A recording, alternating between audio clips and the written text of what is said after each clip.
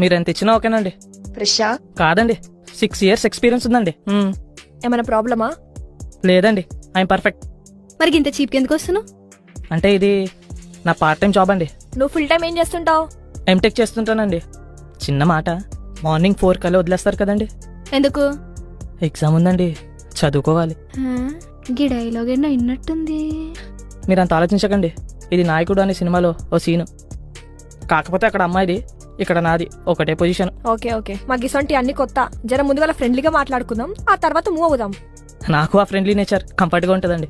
మీ personal విషయాలు అడుగుతున్నాను అనుకోకురి. మీరు ఈ ప్రొఫెషనల్ కి ఎందుకు వచ్చిరు? అది చాలా పెద్ద కథ అండి. 10 minutes లో. ఈషా, మీరు చెప్పురి.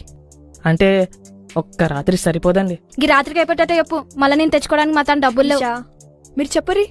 మీరు చూస్తే పెద్ద ఫ్యామిలీ నుంచి వచ్చినట్టున్నారు, మరి అబ్బాయిని తెచ్చుకోవడం? ఆప్తావా? మేము నిన్ను తెచ్చుకున్నాం, నువ్వు మమ్మల్ని తెచ్చుకోలే.